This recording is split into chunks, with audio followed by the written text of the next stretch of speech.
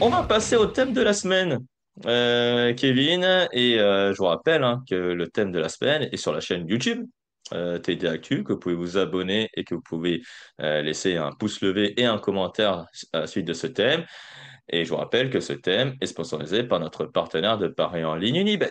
Juste au-dessus de la tête de Kevin, alors avec Unibet, vous pouvez parier sur les matchs NFL, sur les marqueurs de touchdown, sur le nombre de touchdowns que va mettre un joueur, sur faire plein de combinaisons simples et combinées avec MyBet. Mais surtout, si vous voyez que vous êtes un peu addict à ce jeu, et ben, je vous rappelle qu'il y a des numéros sur le site internet unibet.fr et que vous pouvez qui pouvez vous faire aider.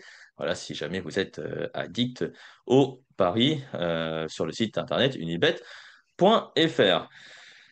Kevin, alors oui, Guigui, oui, tu peux poser des questions pour le thème, il n'y a pas de problème, tu peux les poser, on va y répondre à à la fin du chat, à la fin du chat, à la fin de la description du thème. Le thème de la semaine, va pas parler vraiment du terrain, mais on va pas vraiment parler hors terrain non plus, Kevin, parce que on va parler de ceux qui sont sur les bancs de touche, voilà. Donc on va parler des entraîneurs, donc parce que les entraîneurs, on a un peu esquivé cette actualité, mais il y a eu de l'actualité cette semaine et ça, on va en parler tout à l'heure. Mais avant tout, Kevin, j'aimerais bien qu'on fasse un premier bilan des nouveaux entraîneurs de la NFL. Je vous rappelle qu'il y a eu 7 entraîneurs qui sont arrivés en NFL. Il y a eu Ben Johnson des Chicago Bears, il y a eu Liam Cohen des Jacksonville Jaguars, il y a eu Pete Carroll des Las Vegas Raiders, Mike Vrabel chez les New England Patriots, Aaron Glenn chez les New York Jets et enfin Brian Schottenheimer chez les Dallas Cowboys et j'ai oublié Kellen Moore chez les New Orleans Saints qui est l'un des plus jeunes entraîneurs de la ligue. Kevin, pour toi, qui est-ce qui s'en sort le mieux parmi les 7 embauchés? Qui c'est qui s'en sort le mieux? Ben, je trouve que Mike Vrabel fait du très bon travail du côté des Patriots. On sent la montée en puissance. Et c'est probablement mon préféré du côté de New England. Oui, c'est vrai que c'est un bilan plutôt positif que il développe très très bien Drake May. Il a réussi aussi à bien s'entourer avec Josh McDaniels notamment qui revient aussi au Bercail en tant que coordinateur offensif. Est-ce que ce serait pas le retour des Patriots vers les sommets après la transition, on va dire, difficile des années après Tom Brady? Bah sûrement, on retrouve la vibe un peu Bill Belichick. D'ailleurs, Vrabel, c'était une des stars défensives de l'équipe de Bill Belichick. Juste quand Tom Brady prend les rênes, Mike Vrabel était une des stars de cette équipe. Et voilà, il était tout désigné pour prendre la suite. Et ça semble en tout cas être un meilleur candidat que n'a été Jérôme Mayo l'année dernière. Ça, c'est certain, et le bilan en atteste. Et à l'opposé, donc, parmi les 7 là que j'ai cités, qui galère en ce moment, qui ne convainc pas pour le moment parmi ces nouveaux entraîneurs? Bah, ma déception vient des attentes qui étaient les siennes, mais l'ancien coordinateur défensif des Lions, passé aux Bears, euh, me déçoit un petit peu Aux parce Jets, qu'on tu veux on dire? sent pas. Pardon? Aux Jets, tu veux dire? Aux Jets, tu veux dire? Non, L'ancien celui des coordinateur Lions, il est défensif, passé c'est aux ça? Bears. C'est Johnson, Ah oui, qu'est-ce que c'est Ben Johnson. Ouais, d'accord. Ben Johnson, Vas-y. pardon. Pas pardon. Ouais, vas-y. Qui finalement les attentes étaient très élevées quand on voyait les Lions jouer et pour le moment les Bears ça décolle pas, il parvient pas à insuffler la même chose à Caleb Williams, à DeAndre Swift et à toute cette attaque. Que pour le moment c'est ma déception. Ok. Alors, 3 victoires, 3 défaites, il me semble, pour les Chicago Bears en ce moment. Ça commence à arriver quand même, Kevin. Donc là, je pense effectivement qu'il faut prendre le temps. Mais après, je comprends effectivement ton argument par rapport à la hype qu'il a suscité parce que c'est l'un des premiers noms qui était sur la shortlist de quasiment tous les clubs. Et il a préféré notamment les Bears aux Jaguars parce que, soi-disant, aux Jaguars, il n'y avait pas forcément une structure pour le faire gagner.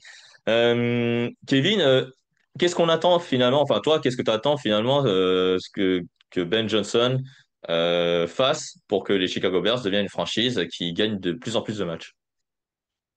bah, ramener la folie qu'on a pu voir aux Lions. Il a quand même participé à rebâtir la carrière de Jared Goff qui semblait dans une impasse quand il arrive à Détroit. Euh, Hmm. ça a tellement bien fonctionné qu'on a envie de revoir ça. Il y a quand même du matériel, hein. Il y a des très bons joueurs dans cette équipe et dans cette attaque des Bears. Donc voilà, voir un Swift encore plus tranchant, un Odunze qui se développe en un receveur à 1 milliard et plus chaque année, et un Caleb Williams Hmm. qui devient parmi les quarterbacks qui peuvent être dominants. Ce qu'on a pu voir à un match ou deux, mais malgré tout, on ne le voit pas encore. Et bah Et très bien. 28-0 pour Donc les Rams ouais. au même moment. D'accord, ok, bah justement. Ouais, bah, tiens, ça tombe bien. Justement, Yann Cohen, tiens, du côté des Jacksonville Jaguars, on en pense quoi? Un dernier mot vite fait, justement, parce qu'il est en train Ouais. il est en train de se faire massacrer là par les Rams. Il y a pas un autre mot. Là, t'en as pensé quoi de son début de saison? Il arrive quand même à, à faire progresser cette attaque, même si là, c'est pas vraiment le cas, mais il a tout de même réussi à souffler une dynamique à cette équipe des Jacksonville Jaguars. Bah, en tout cas, c'est beaucoup mieux que ce n'était la saison dernière, c'est une certitude. On a enfin eu l'impression que Trevor Lawrence entamait une progression. Aujourd'hui, évidemment, tout le monde va dire qu'il progresse pas parce qu'il marque aucun point et que c'est très difficile.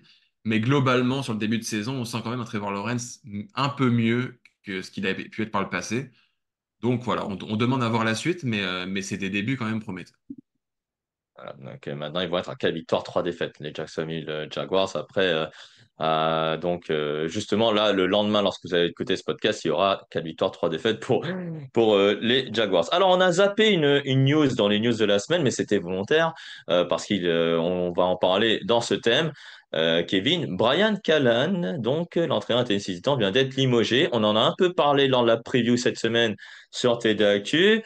Mais moi, j'ai envie d'avoir un peu ton avis, Kevin. On va pas se mentir, c'était attendu, c'était logique. Il avait perdu son vestiaire, l'entraîneur des Titans. Ouais, c'est un peu ça qui lui a coûté son poste parce que quand on regarde ça de loin, on se dit c'est un petit peu dur. Il a une équipe qui est pas du tout au niveau ni l'année dernière ni cette année. Ça marche pas avec Will Levis. On lui met un nouveau quarterback rookie et on lui laisse même pas 10 matchs et on le vire. Donc vu de ce point de vue-là, c'est dur. Mais effectivement, les joueurs semblent l'avoir lâché. Après, c'est peut-être un petit peu ingrat de la part des joueurs parce que qu'est-ce que cette équipe peut réellement faire de mieux mais avec un immense coach aux manettes? C'est difficile de le voir. Mais oui, quand un coach perd l'appui de ses joueurs, c'est terminé quoi qu'il arrive sur le terrain. Donc là, on vient de faire le tour là, de l'actualité des entraîneurs et donc d'un premier bilan de ces nouveaux entraîneurs. Mais notre thème de la semaine, ça va être surtout bah, comment les Tennessee Titans ils vont pouvoir s'y prendre pour embaucher un nouvel entraîneur. Parce que donc là, c'est Mike McCoy qui a pris la succession de Brian Callahan.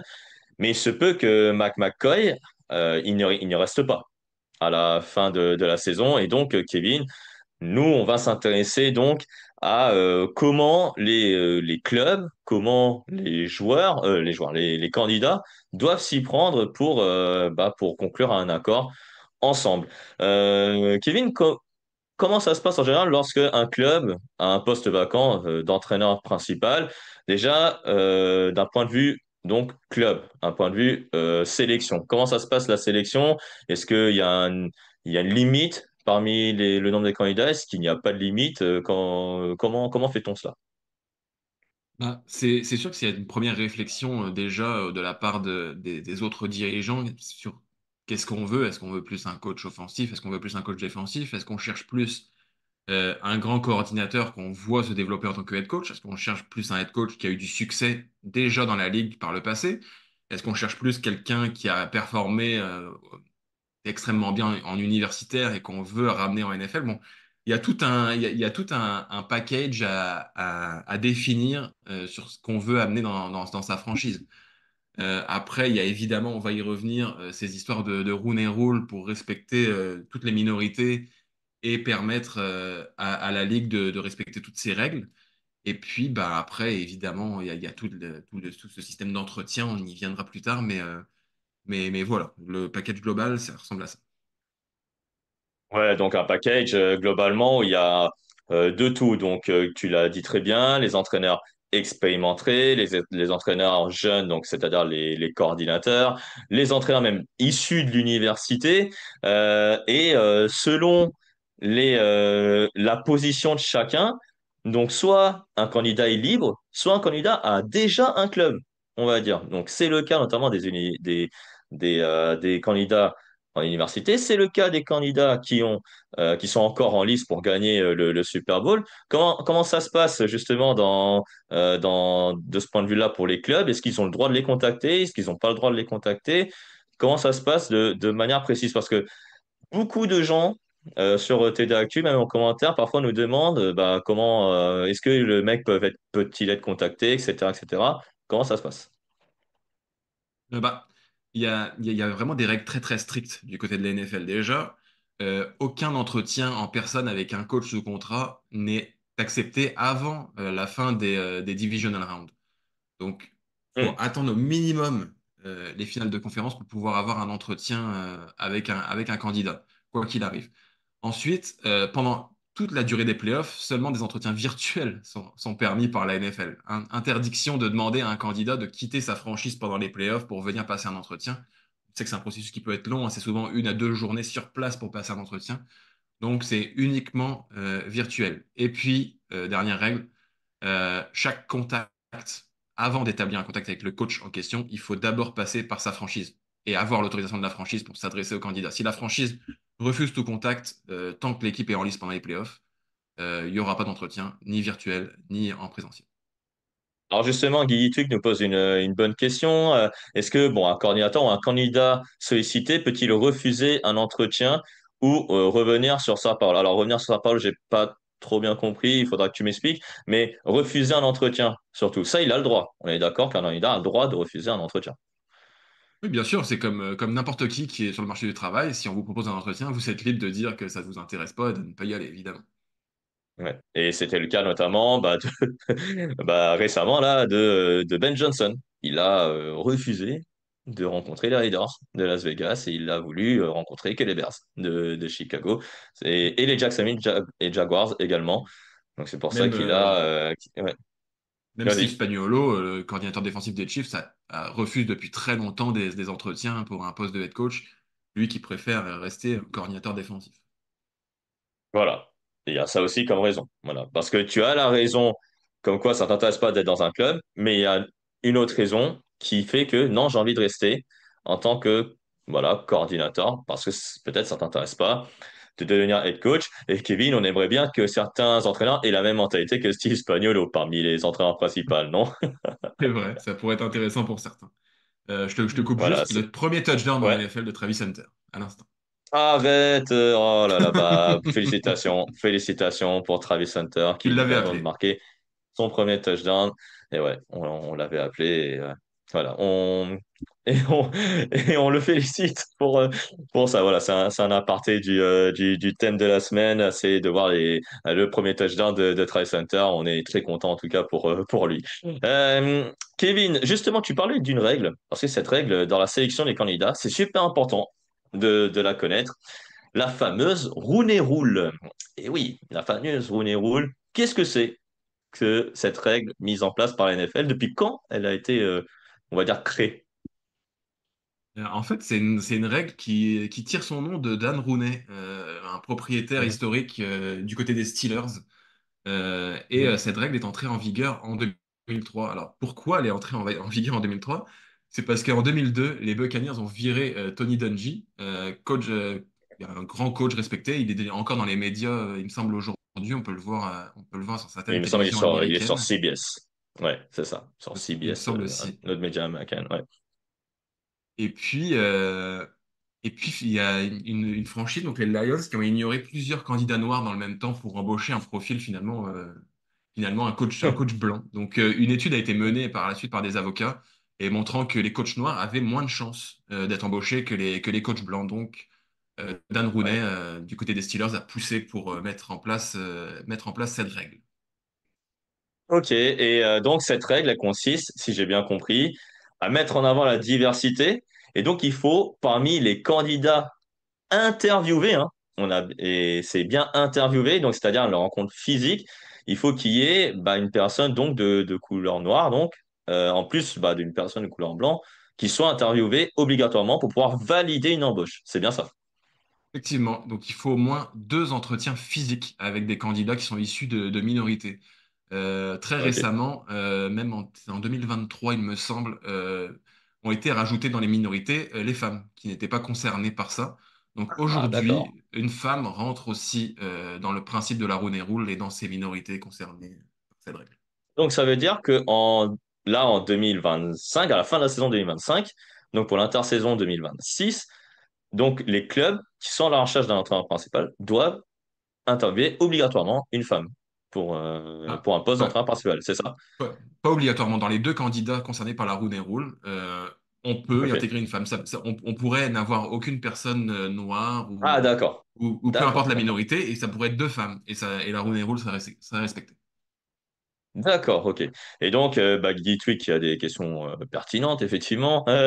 Est-ce qu'il y a des amendes? Donc, si c'est pas respecté, et je pense qu'il y en a eu hein, quelques-uns des amendes. Comment sont sanctionnés les clubs si jamais cette règle n'est pas respectée? Euh, c'est arrivé notamment, je le vois en 2003 d'ailleurs avec les Lions qui avaient écopé 200 000 dollars Ouais. d'amende. Ah oui. Aujourd'hui, les amendes sont encore bien plus élevées. Et puis, il y a évidemment un jugement de la NFL qui se met en place par la suite. Ça peut être des tours de draft, ça peut être des sanctions financières très très lourdes. Hmm. Mais Mhm. oui, il y a des grosses sanctions évidemment. Alors, là, c'était le point de vue des clubs. Maintenant, parlons, on a un peu parlé du point de vue des candidats. Kevin, un candidat, on est d'accord, il peut faire le tour des États-Unis s'il veut. Moi, j'ai appris récemment que un candidat, il peut faire une interview pour 3 postes en 3 jours consécutifs. Donc, les candidats, ils ne respirent pas à ce moment-là. C'est tout un process. C'est un peu comme pour un joueur lorsqu'il veut choisir son club à la free agency. C'est aussi très, très prenant et très, très fatigant. Comment les candidats doivent s'équiper? Déjà, il faut qu'il y ait la vidéo, forcément. Mais c'est quoi la logistique à avoir? C'est quoi les atouts qu'un entraîneur doit avoir dans sa manche voilà, lors du process d'interview pour convaincre un club de l'engager?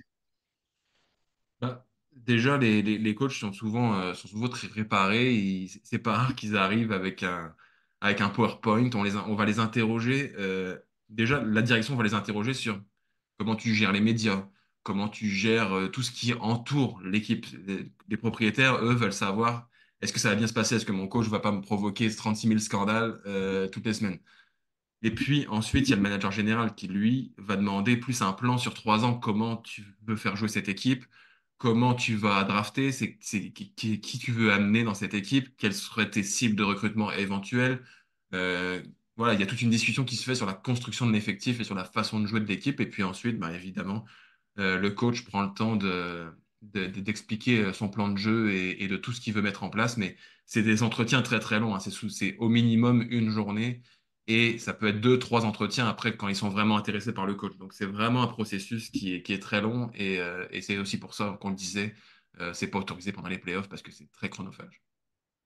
Ouais, c'est très chronophage et puis surtout cette logistique pour mettre en place des interviews. Alors pareil, j'ai lu sur des articles, Kevin, et je sais pas si tu vas me confirmer, mais il y a des interviews qui peuvent se faire dans des endroits assez loufoques. Par exemple, ça peut se faire en cours d'un vol privé, ça peut se faire au cours d'un trajet en voiture affrétée. L'entretien, il se fait dans ces lieux-là.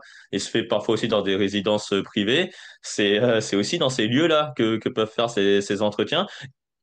On va dire qu'il n'y a pas de cadre pour faire les interviews. Tout cadre est respectable du moment qu'il y a un contact physique. Ouais, bah c'est sûr, on s'imagine hein, les coachs qui arrivent au QG de l'équipe, dans des gros bureaux, le luxe et tout ça, mais parfois c'est juste le propriétaire dit viens me rejoindre dans mon jet privé, j'ai un vol de 4 heures et on se fait ça. Donc après, évidemment, quand il y a un deuxième, troisième entretien, que ça devient plus sérieux, plus clair, qu'il y a des vraies considérations financières, salariales et tout ça, j'imagine que ça se passe plus dans un cadre plus normal, mais un premier entretien, visiblement, ça peut se passer à peu près n'importe où. Oui, c'est vrai que voilà, on peut faire des entretiens, on va dire, n'importe où, mais du moment que c'est dans le cycle, dans la période où c'est fait, où l'entretien doit se faire, c'est autorisé. La logistique, peu importe, on peut faire ce qu'on veut. C'est pas, j'espère que c'est pas ça que les entraîneurs vont choisir en premier. Voilà, je sais pas pour toi, Kevin, si c'est ça qu'ils vont choisir en Effectivement. premier. Ouais, mais si par exemple un entraîneur dit ah je préfère les Jaguars parce que par exemple Shad Khan il possède un yacht incroyable pardon l'entraîneur choisit ce club parce qu'il a un super yacht. Bon ça prouve voilà que l'ambition est peut-être un peu mal placée de ce candidat. Bah, d'ailleurs voilà une Oui. petite photo Mais du yacht de Shad Khan. Autre autre chose pour la logistique, on oublie souvent, hein, mais une recherche de coach NFL, ça mobilise des dizaines de personnes, hein. Il y a une équipe juridique qui gère tous les contrats, la conformité de Hum, la roue des rule. Il y a des relations publiques qui préparent hum, tous les communiqués, les futures conférences de presse, le département logistique avec les voyages, les hôtels, les transports, les repas, la sécurité. Et évidemment, les ressources humaines, comme dans n'importe quelle entreprise. Mais voilà, c'est pas juste un staff réduit et un potentiel head coach. C'est énormément de gens qui travaillent dans ce genre de processus. Voilà. Et en plus, je vais conclure peut-être là-dessus, Kevin, après ces embauches d'entraîneurs, après il faut embaucher des coordinateurs, il faut embaucher peut-être le futur staff à faire, et tous les contrats après à faire pour ces futurs pour ces futures personnes qui vont intégrer le staff. Et donc là, c'est tout un organigramme à penser, un organigramme à recréer et tout un process à faire.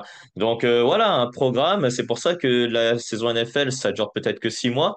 Mais après, en 6 mois d'intersaison, s'il y a un club qui est en retard parce qu'il y a un nouvel entraîneur embauché, eh ben, il y a tout ça à faire. Voilà, donc comme délai. Donc c'est quand même assez fou. Kevin, un dernier mot peut-être sur les entretiens d'embauche. Tiens, dernier mot, dernière question même. C'est sur les entraîneurs qui sont proches peut-être d'être virés. Aujourd'hui, cette saison en NFL, on a mentionné quelques candidats sur le site touchdownactu.com. Je vous invite à relire l'article d'Hugo sur les entraîneurs qui sont sur la siège chaude. Qui vois-tu comme prochain limogé? Moi, j'ai mon favori, mais toi, ton favori, ce serait qui? Écoute, je vais te faire plaisir ou pas, Niti, mais notre ami Brian Dabol a quand même, a quand même le siège qui chauffe très sérieusement. Alors, il est sauvé hein, par son quarterback rookie, mais pendant combien de temps? J'ai l'impression qu'au premier Hmm. faux pas, il pourrait prendre la porte quand même. Ouais, après, pour un peu connaître les insides des Giants, c'est un package, j'ai l'impression, entre Joe Shane, le manager général, et Brian Daboll, l'entraîneur. Donc, c'est que le propriétaire pour moi qui peut virer, effectivement, les deux hommes concernés. Moi, mon favori, ce serait Mike McDaniel, l'entraîneur des Dolphins de Miami. Et je pense que si ce soir, enfin, à l'heure où vous écoutez ce podcast, je pense que vous connaissez le résultat. Mais si il perd contre les Browns de Cleveland, à mon avis, Mike McDaniel pourrait prendre la porte rapidement. Est-ce qu'on a fait le tour, Kevin, J'avais relevé une petite Ouais, anecdote ouais. sur justement le Alors, vas-y. processus. Les Allez, Browns en dis-moi. 2019, ils avaient invité un candidat, sans lui dire ce qui se passait, mais il avait invité à déjeuner dans une brasserie locale et Ah ils ouais? avaient briefé tout le personnel de la brasserie pour observer comment ils traitaient justement le staff de la brasserie et voir un peu quelle Ouais. allait être l'énergie avec son propre staff s'il était embauché. Donc voilà, c'est des petits stratagèmes comme ça que certaines franchises peuvent Ah oui. utiliser pour mieux cibler leur coach et mieux comprendre qui il est Ah, vraiment. ah oui, bah les Browns, quoi. Voilà. Et une franchise qui fonctionne très bien, Kevin. On a l'habitude. On a l'habitude pour cette équipe des Browns de Cleveland.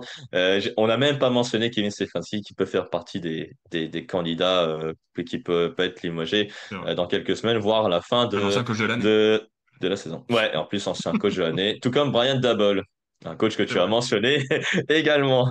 Bah, Kevin, on a fait le tour. Là, je pense du thème de la semaine. Merci beaucoup à toi d'y avoir participé. Et puis, on vous dit à très vite voilà, pour un nouveau thème sur TD Actu.